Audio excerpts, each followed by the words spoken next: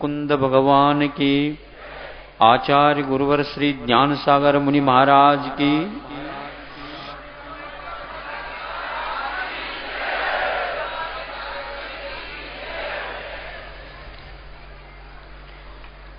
पर्व का उपसंहार और रविवार का दिन।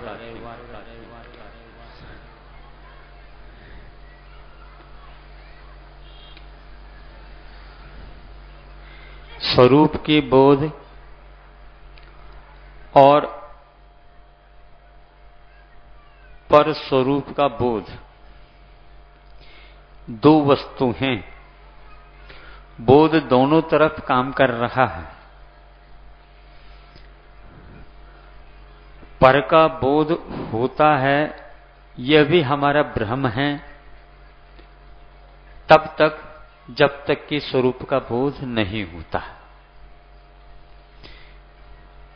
और जब स्वरूप का बोध हो जाता है, क्षमा मांगने की कोई आवश्यकता नहीं पड़ती और क्षमा करने की भी कोई आवश्यकता नहीं पड़ती।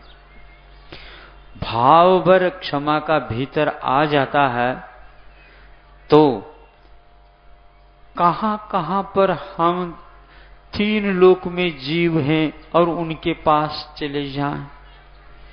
और क्षमा कैसे मांगा जा सकता? और जब तक क्षमा मांगते नहीं हम उनके आंगन में जाकर के, तब तक हमारी क्षमा तो पूरी नहीं मानी जानी चाहिए।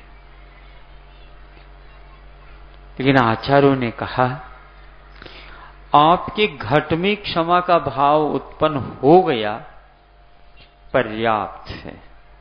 सामने वाला व्यक्ति यदि उसको स्वीकार करता और नहीं भी करता तो हमारा कर्तव्य जितना था, हमारी जो ड्यूटी थी वह पूर्ण हो गई। क्योंकि तीन लोक में हमने अनंत काल व्यतीत किए, किस किस के पास कितने कितने प्रकार के दुर्व्यवहार किए होंगे निश्चित बात है। होंगे क्या, ये निश्चित है, हमने किए ही हैं। अब उनका सारा का सारा क्षमा भाव हम कैसे प्राप्त कर सकते? कोई व्यक्ति पहले पंचेंद्रिय था, अब मानो द्विंद्रिय में है, तीन इंद्रिय में है, चौरेंद्रिय में है, वो हमें पहचान तक नहीं। लेकिन वो गांठ कर्म संभव है, उसके भीतर रह सकता। कैसे किया जा सकता? साक्षात भगवान होने से पूर्व में हम क्षमा के अवतार को थोड़े से देख लें।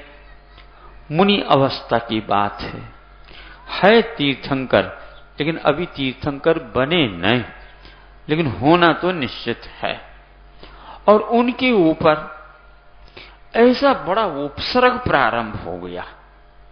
आप लोग जानते ही हैं, उपसर्ग हरता, चिंतामणि, पार्श्वनाथ भगवान, ये उपाधि तो उनके लिए पेटेंट। और महुआ में हमारा चातुर्मास हुआ था तो क्या था वहां पर? विघ्नहर पार्श्वनाथ भगवान।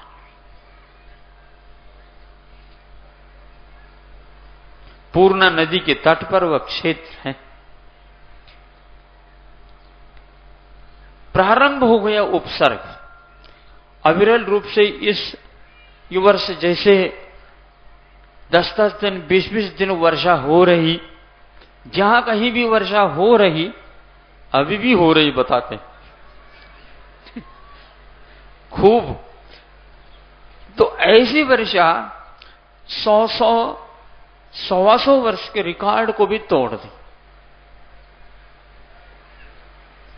सुनते हैं सांगली कोल्हापुर जिला में 1 महीने पूर्व में ऐसी वर्षा प्रारंभ हो गई। 36 घंटे में 24 से भी 28-30 इंच वर्षा वहां पर हो गई। एकदम ऐसे बाढ़, कोई कुछ कर ही नहीं सकता। अब 36 घंटे बाहर निकले नहीं और चालू हो गई तो हो गई। ऐसी स्थिति में रक्षा कैसे की जाए, क्या की जाए? बाढ़ ही बाढ़, चारों ओर बाढ़। बॉम्बे में सुनते हैं 24 घंटे में 40 इंच की वर्षा, 115 या 20 वर्ष के रिकॉर्ड चेरापुंज को भी इसने पीछे लगा दिया इस अपेक्षा से। कैसी रक्षा क्या की जा सकती? तो ऐसे लगातार 8 दिन एक महान पूत आत्मा, पवित्र आत्मा, जिसके ऊपर यह उपसर्ग प्रारंभ हो गया, तीर्थंकर होना है, और उन्होंने ये समझा यह स्वागत है उसका, हम आपका स्वागत करते हैं, क्योंकि अब केवल ज्ञान होने के उपरांत तो यह होने वाला है ही नहीं। इसको हम पुष्प वृष्टि समझ लेते हैं, इसको हम पंच आश्चर्य के रूप में ले लेते हैं, और इसमें कोई आश्चर्य की बात नहीं। जिसे स्वरूप का बोध नहीं वह ऐसा करता होगा, लेकिन मुझे जब स्वरूप का बोध नहीं था उस समय इस प्रकार के कर्म किए, उसका बोध आज हो रहा है। स्वागत है, सुस्वागत है। जैसे गीत गाते हैं आप लोग, वेलकम और वेल गो भी सीखो। आप नहीं समझे? जहां कहीं भी लिखते हैं वेलकम वेलकम वेलकम, लेकिन अंत भेजते समय वेल गो भी होना चाहिए, हां, ताकि वैर ना हो सके। आप जा रहे हैं भैया, आप जा रहे हैं, परभव में जाकर के इस ओर उपसर्ग न करियो। इस प्रकार वेल गो भी सीखना चाहिए। तो मेरी जाने की तैयारी है, उन्होंने सोचा और उस समय काम किया था, और वह आज मिल रहा है। बहुत अच्छी बात है। भीतर जो कर्म गांठ बन करके बैठा था, well go well go well go well go कर रहा है, और सामने वाले व्यक्ति का स्वागत है भैया, हम आपके निमित्त से हमारा जो भीतर वैरी बैठा था वह जा रहा है। यदि और तपस्या करनी पड़ती तो समय ज्यादा लगता है, और जल्दी केवल ज्ञान हो जाए तो बहुत अच्छा है। जो इस स्वरूप को नहीं समझते उनके लिए भी उद्बोधन करने का एक अवसर प्राप्त होगा। और लगातार 1 हफ्ता तक यह उपसर्ग जारी रहा। खम्मामि सौ जीवानम सव्वे जीवा खमंतु में मेत्ति में सवो भूदेषु वैरम मध्यम न केन अवे केना पिसाकम वैरम न। वैर किसी के साथ ना हो, किसी के साथ भी वैर ना हो, और सभी पृथ्वी पर जितने जीव हैं उनके प्रति मेरा मैत्री भाव रहे। ये भाव कितना उत्कृष्टता को लेकर के है। एक जीव भी न बचे, पूरी धरती पर जो कुछ भी जीव हैं उनके प्रति मैं ये भाव रखता हूं, सबके प्रति मेरा मैत्री भाव रहे। माध्यस्थ भाव नहीं, मैत्री भाव रहे, और कोई किसी के साथ द्वेष न हो।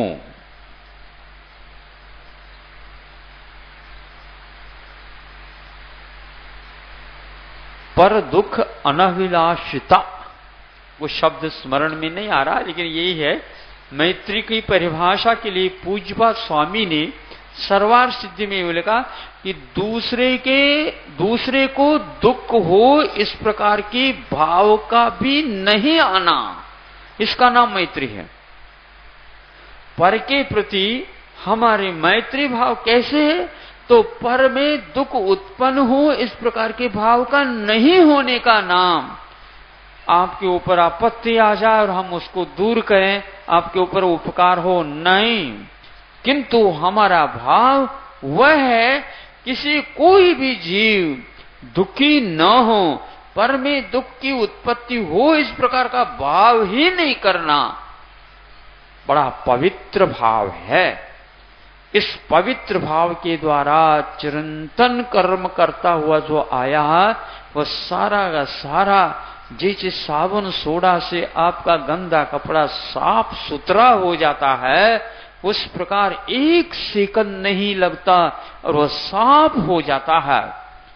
अवसर है इस समय, और मैं किसी भी प्रकार से उसको खोना नहीं चाहता।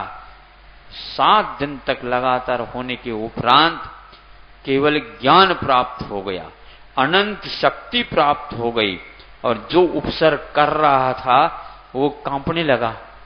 अब क्या होगा?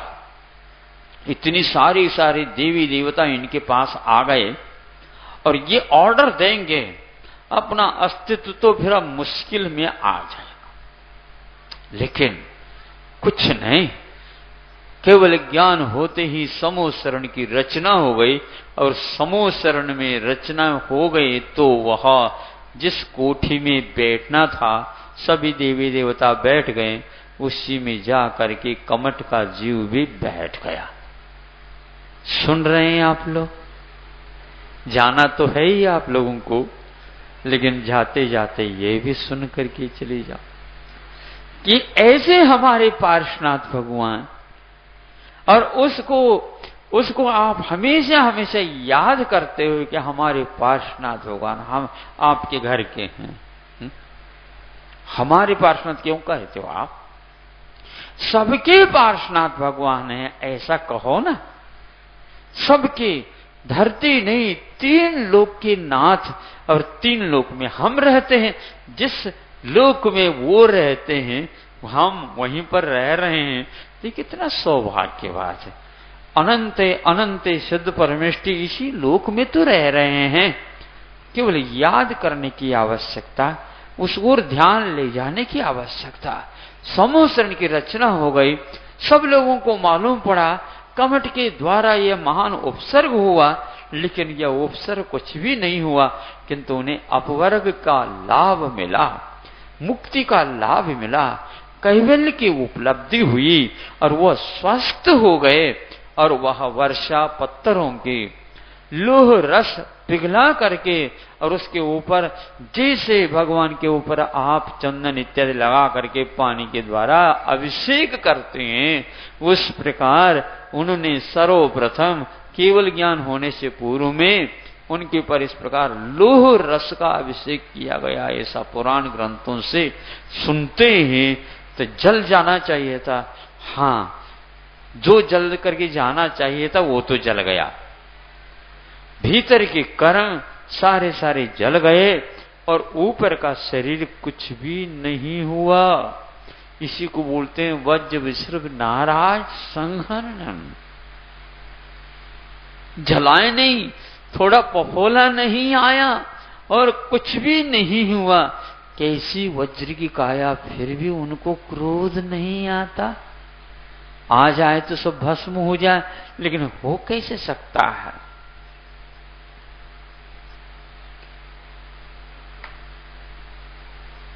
सभी प्रकार की रिद्धियां विद्यमान हैं। आमो से पत्तानम, खल्लो से पत्तानम, जल्लो से पत्तानम, विप्पो से ही पत्तानम है। ये सारे सारे होते हुए भी कोई कुछ भी प्रतिकार नहीं। 7 दिन तक क्षमा। क्या सुन रहे हो आप लोग? हम ये क्षण के लिए क्षमा करते हैं, दूसरे समय में ही उबलने लग जाते हैं।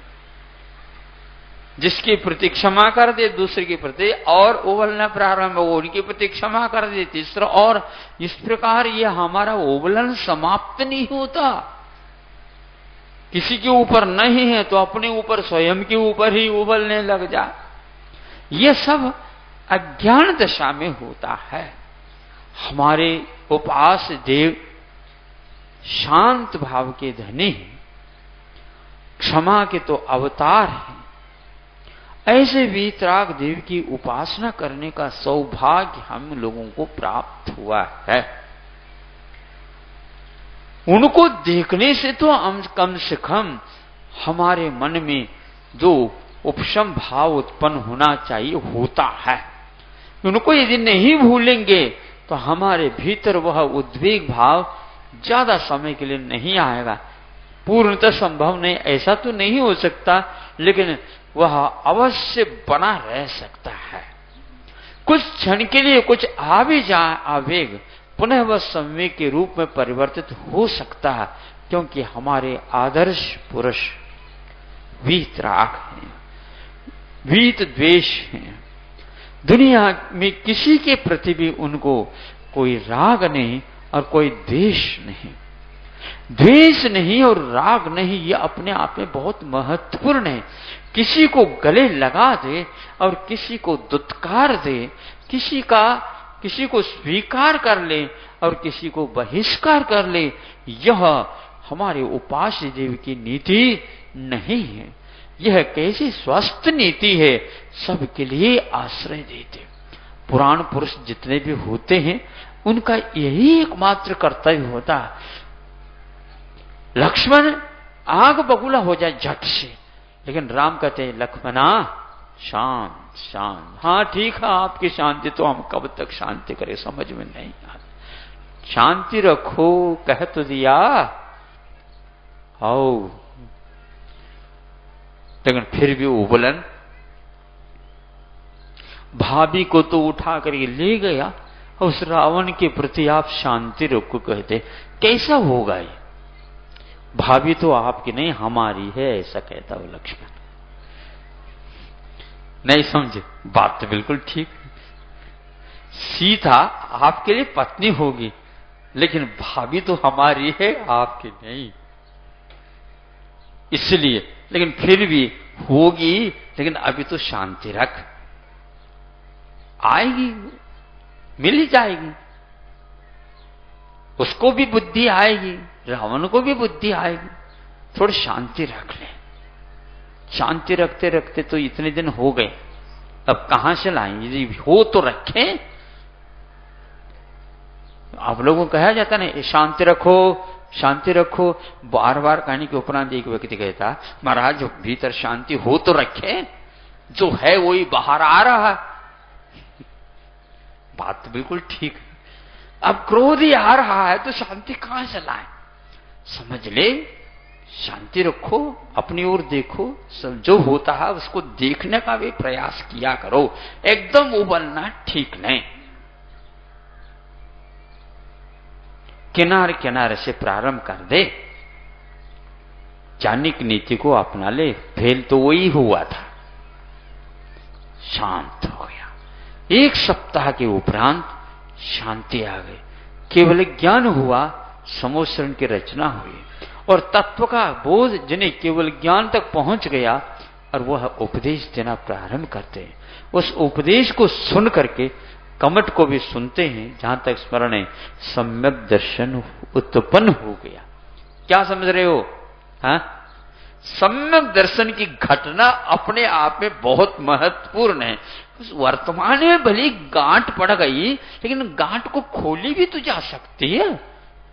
कभी कभी गांठ यदि मई नहीं खुलती है मान लो, तो उसको जलाया जाता है, तो अपने आप ठीक हो जाता। ज्यादा मेहनत करने की कोई आवश्यकता नहीं। यदि गांठ नहीं खुलती है तो दूसरी तरफ से वह रस्सी को काट दी जाते हैं, बस सब ठीक ठाक हो जाता है। होता है क्या नहीं? हो, उसमें क्या बात। अब मान लो श्वास नहीं आ रही है तो बाईपास कर लिया, क्या बात हो गई?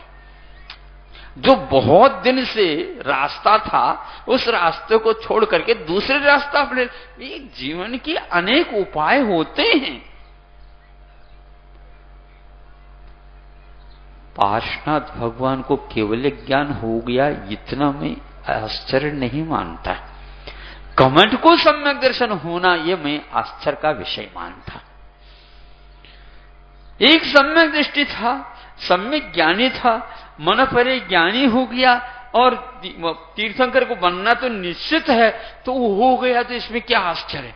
लेकिन जो एक ऐसे व्यक्तित्व के ऊपर 8 दिन तक लगातार उपसर्ग करे और 8 घंटे भी नहीं, 8 मिनट भी नहीं, 8 सेकंड हो गए नहीं, वहीं के वहीं केवल ज्ञान हो जाए और आप लोग उठ करके खड़े हो जाए, नहीं ऐसे आप उपसर्ग करने वालों को तो बहिष्कृत करना चाहिए। कहां से? समोसरण से।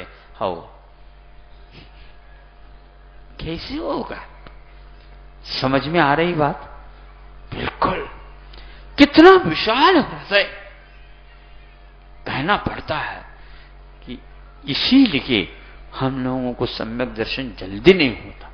सम्यक दर्शन वह चीज है, अतीत और अनागत को भूल करके और एक स्वरूप का ही चिंतन होता है। और जब स्वरूप का चिंतन होने लग जाता, अथवा एक स्वरूपस्थ जीव अपने सामने आदर्श के रूप में खड़ा हो जाता, बिल्कुल शांत हो जाता।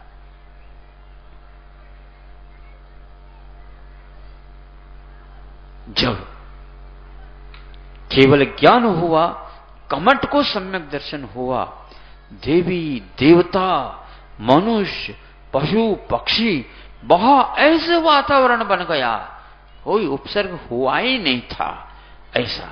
लेकिन आज भी हम उसको याद करते हैं। ये महान उपसर्ग विजेता पार्श्वनाथ भगवान हैं। ये इसलिए याद करना आवश्यक हो जाता है, ऐसे महान वैरी सामने खड़ा है, लेकिन फिर भी उसके प्रति मन में एक लव मात्र भी भाव दुर्भाव नहीं हुआ, और एक सेकंड के लिए भी नहीं हुआ। ज्यों का त्यों दर्पणवत आत्मा का परिणाम बना रहना अपने आप में बहुत बड़ा आदर्श है। दुनिया की सारी बातें गौण हो सकती है, इसके सामने कुछ है ही नहीं। ऐसे पार्श्वनाथ भगवान के जीवन को पढ़ करके ऐसे महान आत्माएं जो परमात्मा पद को प्राप्त हो गई, उनको हम थोड़े से आंख बंद करके याद करें तो अवश्य ही हमारा भी पथ प्रशस्त हो जाता। बिना 12 क्षेत्र के ऊपर आप लोग लगातार 10-15 दिन से रह करके पर्वराज पर्यूषण पर्व का आनंद उठाया। बताओ आनंद आया है कि नहीं है?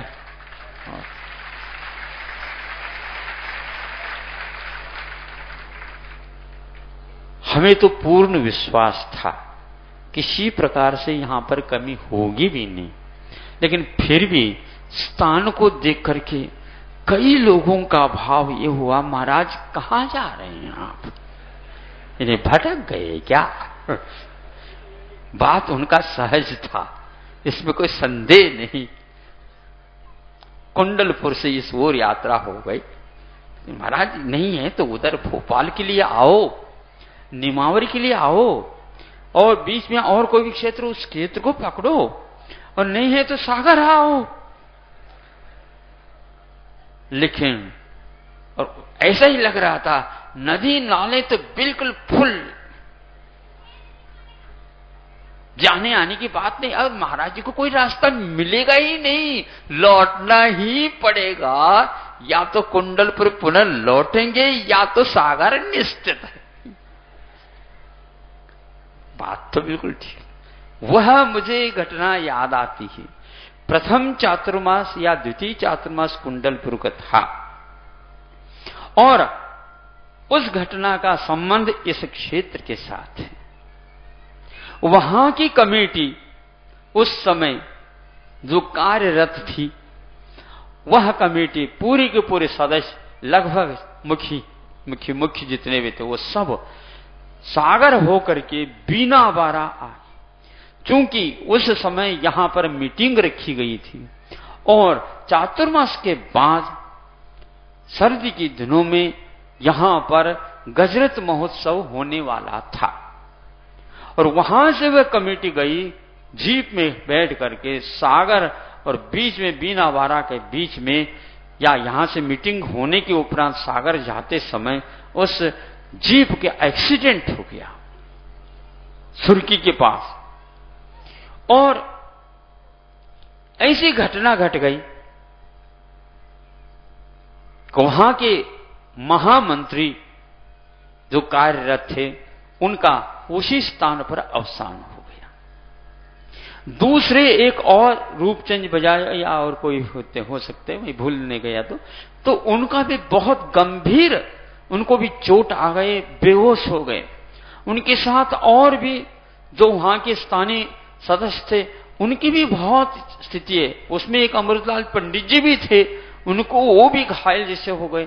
मतलब स्वस्थ व्यक्ति कोई एकाध व्यक्ति हो, एक जो है व्यक्ति सराफ जी जो थे, उन्होंने सबको संभाल करके, और जो कोई भी धोती है और चादर है उसको ले ला करके, जो खून बह रहा था उसको बांध बूंद करके, प्राथमिक उपचार करके, और सबको उन्होंने संभालने में अपने आप को लगाया।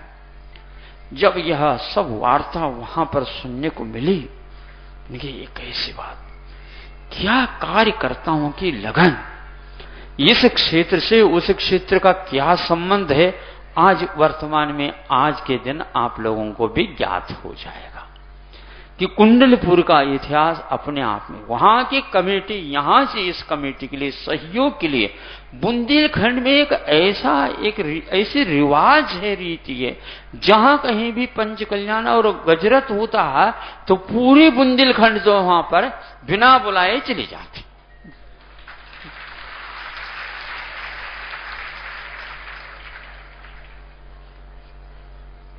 तो ये तो मुझे ज्ञात था।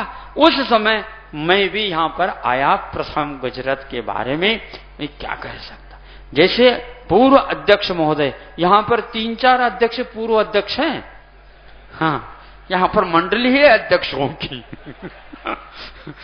अभी 85 साल की उम्र वाले, अभी वो कुछ तालियां वगैरह बज जाते हैं ना, तो जवान हो जाते हैं। वो यही कहते थे, महाराज ये छोटी सी कुवियां हैं, कुवियां, आप समझे कुवियां, यानी कूब छोटा सा, झिर छोटी है महाराज, कोई बात नहीं, छोटी झिर हमेशा हमेशा बनी रहेगी तो पानी कभी सूखेगा नहीं, और बड़ी बाढ़ आ जाए और बह करके चले जाए तो इससे कोई मतलब नहीं। अब देख रहे होने कि छोटी झिर की कितना अच्छा यहां पर है।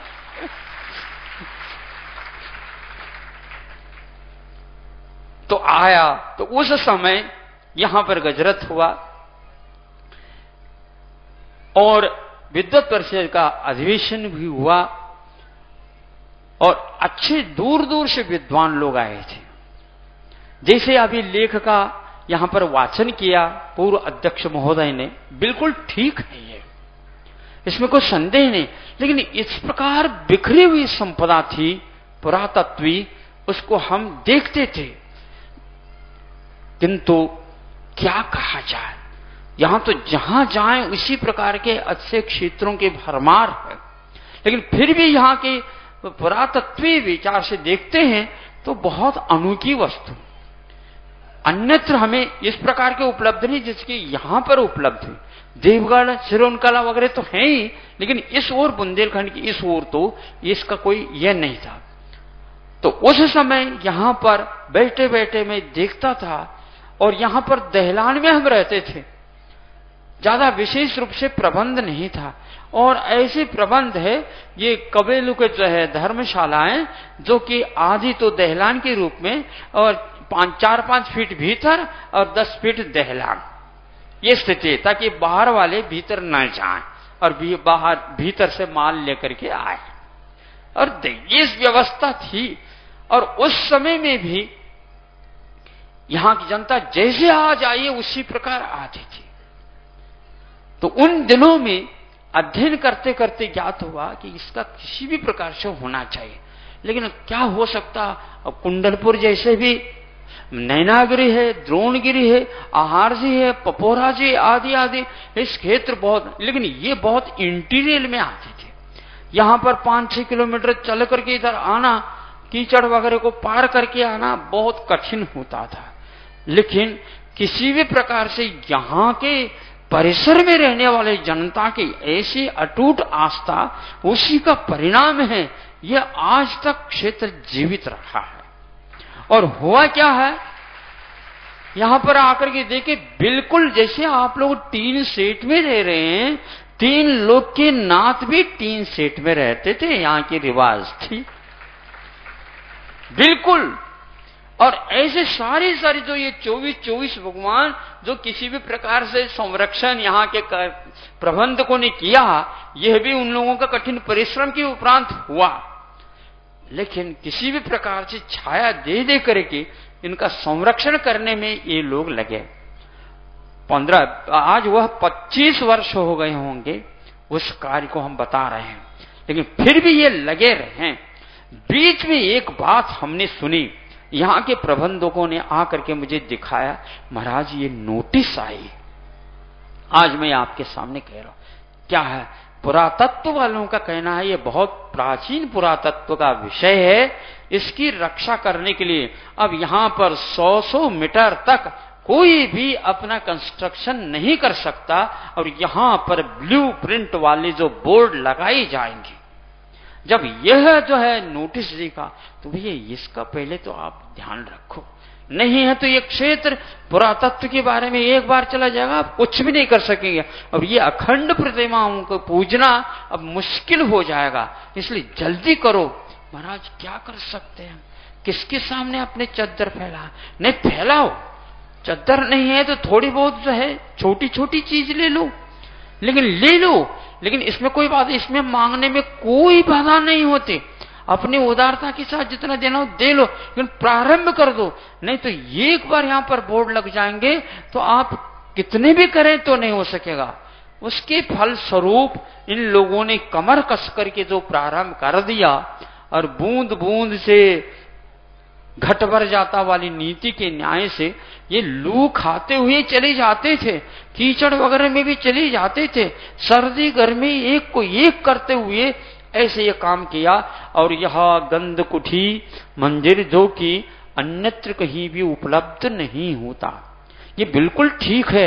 एक जो चार तरफ से एक चौमुखी प्रतिमा एक स्तंभ के ऊपर है, उसमें उन्होंने जैसा वर्णन किया वैसा ही है। और पुरातत्व की खोज करने वाले जो विद्वानों ने भी इसका यही उल्लेख किया, एक तरफ साधु परमिष्टि क्यों और तीन तरफ भगवान क्यों। यह एक चंदन अन्यत्र कहीं भी यह उपलब्ध नहीं होता, जो केवल बीना बारा में ही विद्यमान है। और उस गजरथ में, उस गंधकुटी में बाहुबली प्रतिमा को स्थापित करके किसी भी प्रकार से इसको ताजा बना ले, और पूजने की प्रथा हमारी अभी भी जारी है, प्रतिदिन है, इसको बताना आवश्यक था। और ये काम इस ढंग से होना प्रारंभ हुआ। धीरे धीरे यह कार्य आज आप देख रहे हैं। यह निश्चित है कि कोई भी कार्य करते हैं तो वह कुछ समय मांगता है, बिना समय कुछ भी नहीं होता। दहलान में हमारे यहां पर शीतावकाश 2-2, 3-3 हुए हैं, बहुत अच्छा लगता था। 3-3 ग्रंथों के वाचन हुए हैं, षटकंड आगम धवला की वाचना यहां पर 2-3 किताबों की हुई है। हाँ, अभी आने के उपरांत भी एक किताब का वाचन यहां पर बहुत अच्छे ढंग से हो गया, इन्हीं दहलानों में हुआ है। अब आप ही देख लो, दहलान है तो देह भी तो होगी कहीं न कहीं और धीरे धीरे होगी। आज के दिन ही कुछ लोगों ने इसे संकल्प लिए, वैसे पहले से है लेकिन और खुल करके संकल्प लिए, इन दोनों तीनों मंदिरों के अच्छे ढंग से जीर्णोद्धार होना चाहिए। और इतनी सारी जनता आई है तो और भी जनता आगे आएगी, इसलिए। और निश्चित बात, अभी तो 2 महीने स्थानीय व्यक्तियों के हो गए, अब तो बाहर से जो किसी भी आएगी तो प्रतिदिन यहां पर स्थान मुश्किल हो जाएगा। आप लोग यहां से चले जाएंगे तो यहां ज्यों का त्यों वहीं पर आकर के वो अपना आवास बना ही लेंगे, शायद बना भी लिए होंगे, घुस जाएंगे वो, ऐसी संख्या यहां पर आती। आज का यह विचार,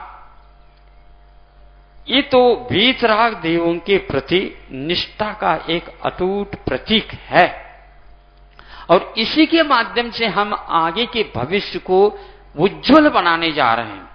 उस द्रव्य का और उस संपदा का कोई भी मूल्य नहीं माना जाता जो विषयों में बह करके चला जाता, और जाना ही है, नहीं है तो वहीं का वहीं रहेगा, और नीचे ही नीचे वह जहां कहां चले जा पता नहीं, राख हो जाएगा, मिट्टी में मिल जाता, उसका कोई महत्व नहीं।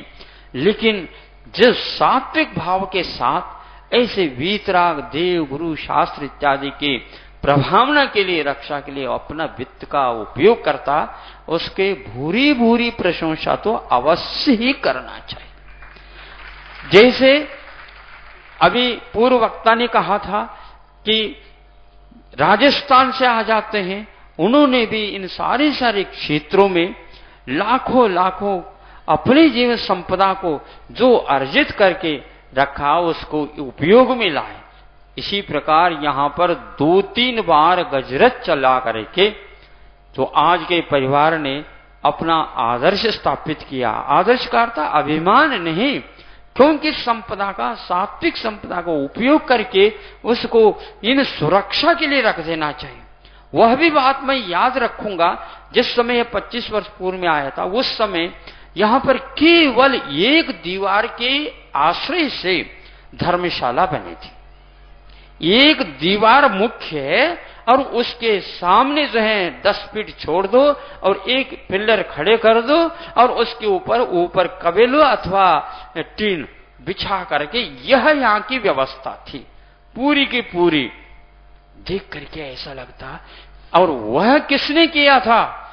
कलकत्ता के एक प्रवासी ने, कलकत्ता के वंशीधर जी, हाँ, उन्होंने इसको इस ढंग से कि एक दीवार खड़े होकर के और धर्मशाला के माध्यम से कोट बना करके भीतर टीन सेट में रहने वाले प्रतिमाओं का संरक्षण किया था।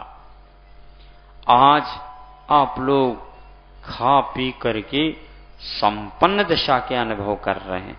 ये तो चलता है, कोई सभी चक्रवर्ती बन करके थोड़े आते हैं, लेकिन खा पी करके प्रसन्न रह करके जो शेष रह गया उसका उपयोग इसमें करते हैं। यह आगे के उज्जवल भविष्य का प्रतीक है, क्योंकि जो कोई भी कषाय निर्मूलन हो जाता है, ऐसे आदर्श क्षेत्रों के दर्शन करने से और उनकी सेवा वैयावृत्ति करने से ही संभव है। सात्विक धन और सात्विक हो जाता है, और वह ऐसा कि अविनश्वर सुख जब तक प्राप्त नहीं हो तब तक आपके पीछे नहीं छोड़ता। ये निश्चित है। लक्ष्मी बहुत होशियार होती, सर्वसिद्ध तो होती है, लेकिन लक्ष्मी सर्वसिद्ध से कम नहीं होती। वह नीति न्याय कैसा है उसी के पास वह रहती है, और यदि नीति बिगड़ गई तो वहां पर समझ लेना तो वह काम नहीं आ पाएगा। लोग कहते हैं कि हीरा यदि मान लो पुण्य नहीं रहा तो कोयला होता है, लेकिन ये ध्यान रखो आज के परिवार ने कोयले को भी हीरे से ज्यादा महत्व बनाया। हाँ, सोचने की बात है। लक्ष्मी फलती है तो ऐसे फलती है, हीरे से और उससे कोई मतलब नहीं, मतलब ऐसे फल जा। इसमें कोई संदेह नहीं है कि वह वंशीधर जी ने क्या समझा होगा। ये समझा कि जब तक टिके तब तक तो हो ही जा, हमारा जीवन तो वैसे ही समाप्त होने। पति पत्नी यहां पर दोनों रहे। अब सुनिए, उन्होंने अपने हाथ से तसरी, क्या बोलते हैं, तसला, हाँ, तो तसला भर भर करके अपने सिर पर रख करके, जैसे आप कलशा और कलशी को रख लेते हैं, और उसी प्रकार उन्होंने रख करके इस दीवार को उठा करके कम से कम भी 50 वर्ष की तो रक्षा करके वो चले गए। और आज जो है आप लोग उसमें और विशेष रूप से कर रहे हैं। वह अपने आप में बहुत महत्वपूर्ण था। जिस समय गाड़ी घोड़े नहीं थे, पैदल यात्रा करके आ जाते थे। उन्होंने सोचा कि भैया यहाँ पर गाड़ी भी नहीं आते, घोड़े भी नहीं आते, और हमारे घोड़े बूढ़े होने जा रही है, तो इसलिए इसकी सेवा करके इसको चरितार्थ बना लिया जाए। और उन्होंने यही किया। अंतिम उनका अवसान भी इसी क्षेत्र पर हुआ, ऐसा सुनते हैं। कितना यह महत्वपूर्ण है। उन लोगों को कितनी चिंता और कितनी लगनशीलता रहती है। और आज जहां कहीं भी वो वंशीधर जी होंगे, ऊपर से देख ले, यहां पर लाखों की जनता बैठ कर उसी बीना बारा क्षेत्र पर पर्व मना रही है।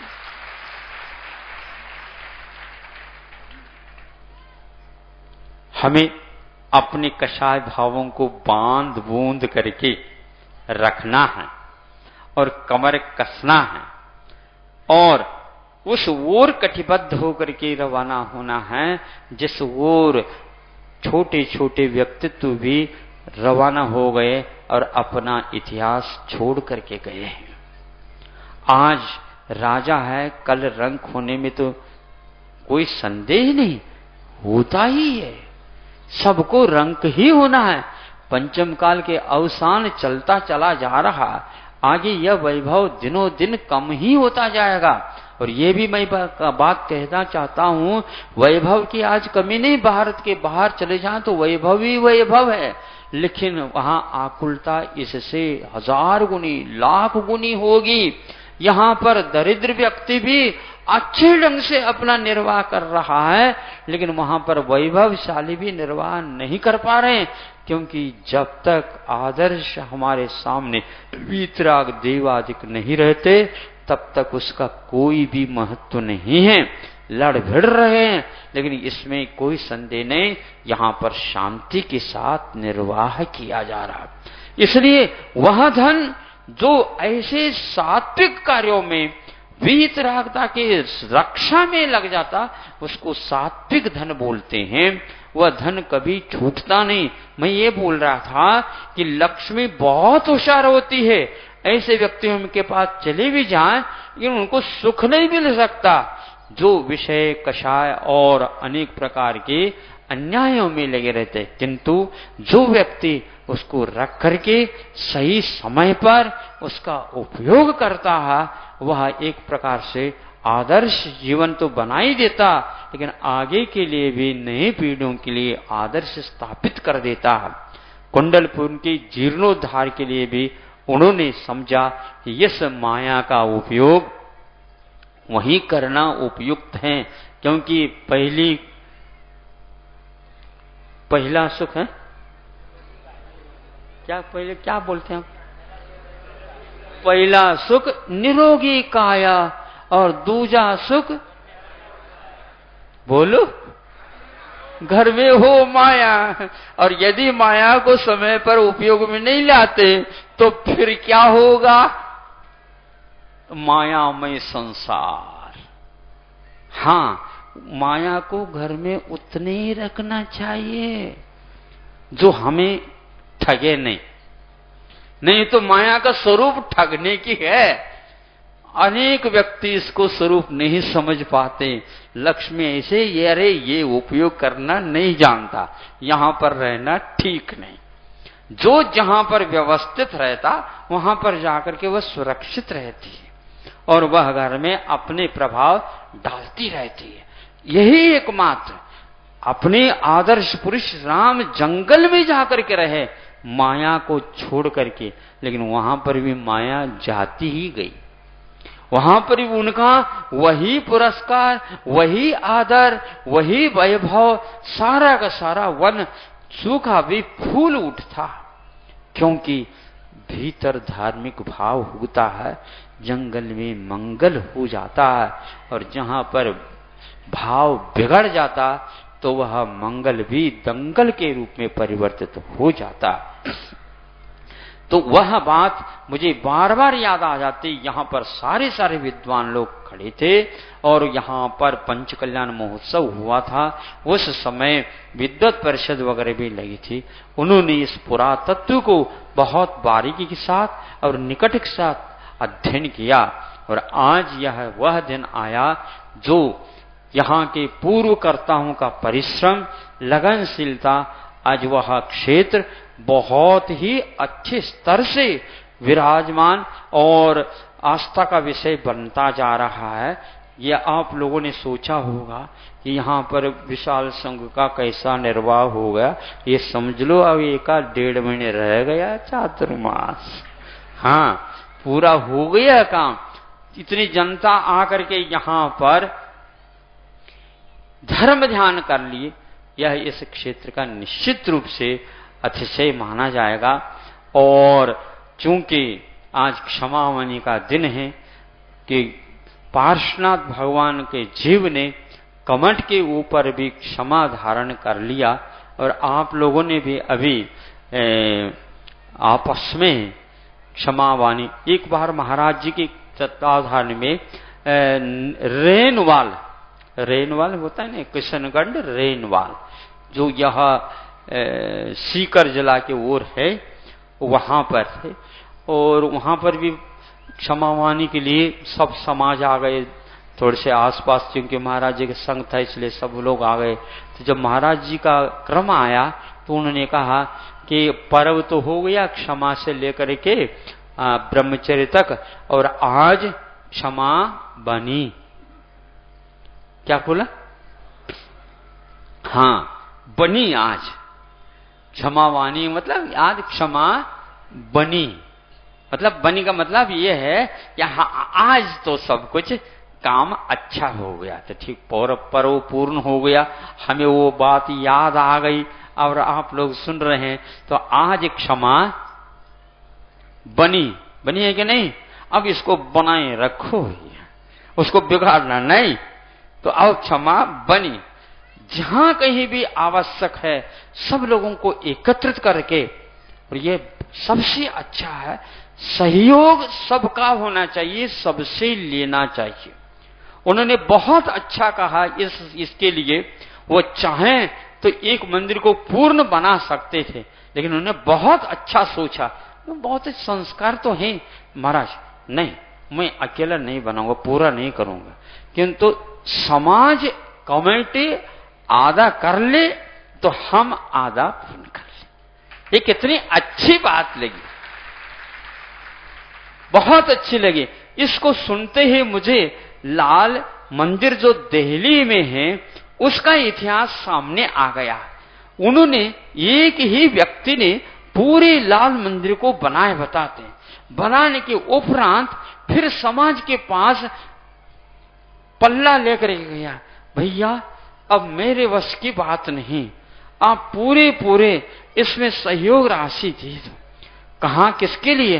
सीढ़ी बनाना है, ऊपर कलशा लाना। या आज आप लोगों के बिना ये काम नहीं हो सकता। सोच रहे हो आप लोग, आज लाल किला के सामने लाल मंदिर है, उस समय उन श्रावकों की क्या लगनशीलता होगी आप देख लीजिए। मुगल साम्राज्य में रह करके भी अपनी सात्विकता का उपयोग किस ढंग से किया हुआ, और कितनी उदारता और कितनी लघुता होगी। समाज के सामने मांग रहे हैं, जिन्होंने इस प्रकार का मंदिर अकेले ने बनाया, नहीं हमारी वश की बात नहीं, ये पूरा तो आप लोगों का है। और बनाने के उपरांत पंचायत के नाम से कर दिया।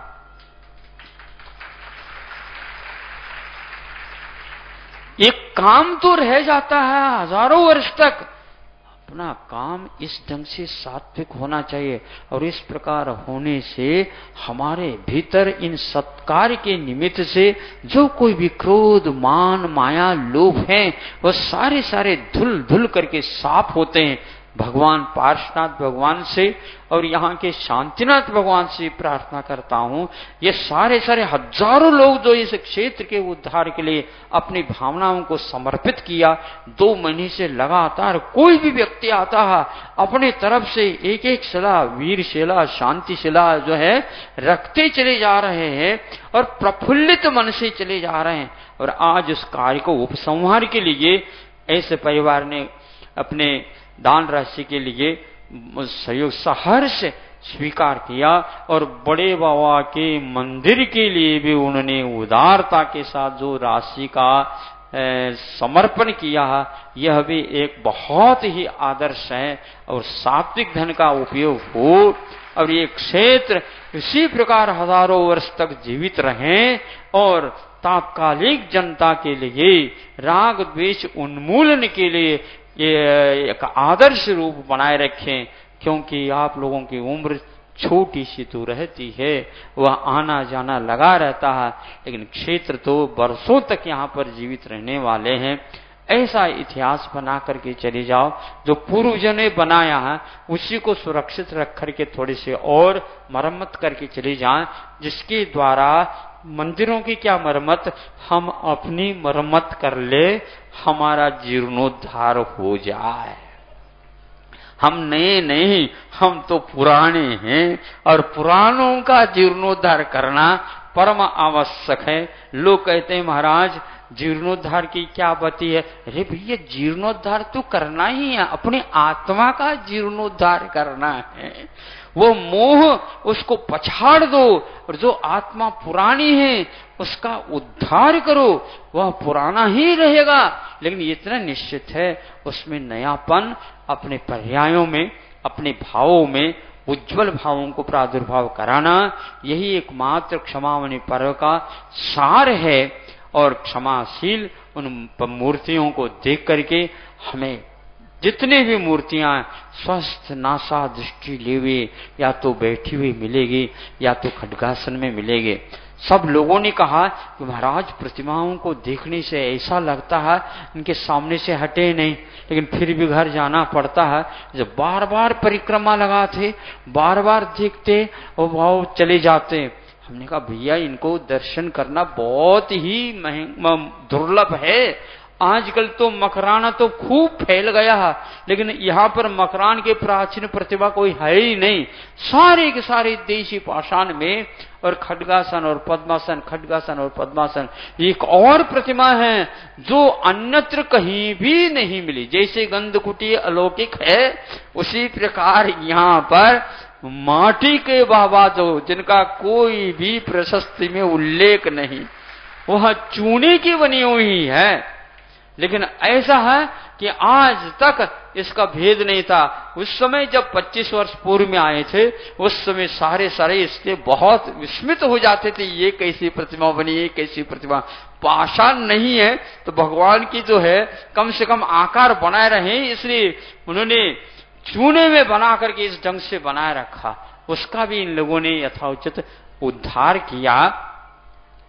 वह 2 कॉपी बड़े बाबा की यहां हैं। बिल्कुल बड़े बाबा जो वहां के हैं, वहां पर भी प्रशस्ति कुछ नहीं लिखी, तो यहां पर भी उन लोगों ने कुछ भी नहीं लिखा। अब कौन है महाराज, ये क्या है? तो वहां पर भी यही पूछा कुंडलपुर में, महाराज भगवान ये कौन से? अरे भगवान तो भगवान है, कौन से तो आप जानो। नहीं महाराज वर्धमान स्वामी कहते हैं। ठीक है, 24 भगवान में तो वर्धमान है ही, वो भी है। वर्धमान का अर्थ यही है अपने गुणों के द्वारा जो वर्धते इति वर्धमान है, अपने गुणों को लेकर के वीतरागता को लेकर के है। उसी प्रकार यहां पर भी कोई प्रशस्ति नहीं है। देखो पहले के लोगों ने कितने जो है अपनी लघुता का प्रदर्शन किया। और इसी प्रकार यहां पर रैली में भी एक इसी प्रकार है, पटनागंज के वहां पर भी इसी प्रकार कॉपी है बड़े बाबा की। मतलब ये बड़े बाबा प्राचीन काल से यहां पर फैले हुए हैं, इसमें कोई संदेह नहीं। हाँ, जहां जाए वहां पर बड़े बाबा मिलते हैं। अपना भाव परिमार्जन करना यह हमारा कर्तव्य है। देव गुरु शास्त्र बहुत दुर्लभ वस्तु है। जंगल में भी यदि मिल जाते हैं तो समझ लेना आज वो महान निधि हमें हाथ लग गई। और उसको छोड़ करके और कौन सी निधि की ओर हमारी दृष्टि जाएगी? उस दृष्टि का कोई मूल्य नहीं जो इस निधि को छोड़ करके उस ओर चले जा। सब निधियां निछावर हो जाते हैं इस महान निधि के सामने। वीतरागता मिल गई अथवा वीतरागता का दर्शन हुआ, धन भाग्य, धन घड़ी, धन दिवस मेरो भयो, ऐसे जो आप बोलते हैं श्री जी के सामने, वह बिल्कुल धन्य है। हमारे मुख से धन्य धन्य वीतराग प्रतिमा के सामने, गुरुओं के सामने यदि ध्वनि निकलती है तो वह बिल्कुल वस्तुतः धन्य भाग्य है। क्योंकि रोग हो जाए और जिह्वा बिल्कुल सुस्त हो जाए, आंखें नहीं दिखे तो संसार असार है। प्रभु नहीं दिखे तो कैसे करे? बोले नहीं प्रभु की गुणगान नहीं करे तो कैसे? स्वाध्याय नहीं करे तो कैसा लगेगा? जिनवानी तो यह बीना और 12 यहां पर 20 गांव फैले हुए हैं। किधर से भी हम निकलते हैं यहां पर तो निश्चित रूप से जहां तक जाते हैं वो कुछ ही समय के उपरांत 3-4 गांव तो पड़ ही जाते हैं। और वहां पर जैसे यहां पर लोग गांवों में रहते हैं उसी प्रकार छोटे छोटे गांवों में भी बसे हुए हैं। और वहां पर भी वीतरागता की उपासना करते हुए सात्विक जीवन जीते हैं। उन सब गांवों में, छोटे छोटे गांवों में हमारा प्रवास योग से हुआ और अच्छा लगता है। कहीं किसी को बोलना नहीं, करना नहीं। शाम को जले जाते हैं तो महाराज आ गए, और सुबह तो रह ही जाएंगे लेकिन सुबह विहार हो जाता। महाराज विहार क्यों कर रहे? तो आगे सामने छोटा सा तो गांव, चले पहुंचे। कोई भी नहीं। इधर का उधर आ जाते हैं, उधर के इधर आ जाते हैं, इनको इससे कोई मतलब नहीं। ये गांव नहीं, कोई मान लो आज का संघ या और कोई मुनि महाराज का चातुर्मास होता है तो वह इर्द गिर्द के जितने भी गांव है सारे सारे वहीं पर जाकर के बसने लग जाते हैं और 4 मास तक धर्म का लाभ लेते हैं। 25, 27, 28 वर्ष हो गए। धीरे धीरे यहाँ के वातावरण से, जैसे यहीं के घुल मिल गए। अच्छा है, इसमें कोई संदेह नहीं। क्या अनंत काल से वीतरागता को छोड़ करके भटकते भटकते फिर रहे, प्रत्येक के पास शुद्ध दृष्टि से देखते हैं तो कोई भेद है ही नहीं। ये भेद की दृष्टि गड़बड़ है। भेद विज्ञान करो, भीतर वही एकमात्र आत्म तत्व उजाला लेकर के बैठा है। ऊपर से यह भेद अवश्य देखने में आता है, लेकिन कुछ नहीं। एक लोटा पानी लिया, एक स्वर्ण का कलश में लिया और एक ग्लास में ले आया, एक मिट्टी के बर्तन में ले आया, लेकिन उनको देखने से भेद दिखने में आता है। भीतर का पानी, भीतर का अमृत तो प्यास बुझाने वाला है। इसलिए किसी भी जीव का चिंतन कर लो तो जीव है, जड़ से पृथक है और वह चेतन में कोई भेद नहीं है। अनंतानंत सिद्ध हो गए, उनमें कोई भेद नहीं, और जो होनहार सिद्ध हैं उनमें भी कोई भेद नहीं। इतना ही है, एक स्वर्ण बन गया और एक होनहार मिट्टी में अथवा पाषाण में सोना पड़ा हुआ, लेकिन वह सोना पाषाण में पड़ा है लेकिन पाषाणमय नहीं हुआ। यही एकमात्र हम लोगों का इतिहास था। अब वर्तमान में भी ऐसा है। आगे हमें स्वर्ण को वह कंचन के भांति बनाना है और जड़ को अलहदा करके अपने जीवन को अविनश्वर की ओर ले जाना है। पुनः वह दोहा मैं आपके सामने रखता हूं। खम्मामि सव जीवानम सव्वे जीवा खमंतु में मेत्ते में सवभूदेषु वैरम मध्यम न की नवी। अहिंसा परमो धर्म की जय। आचार्य गुरुवर श्री ज्ञान सागर मुनि महाराज की जय।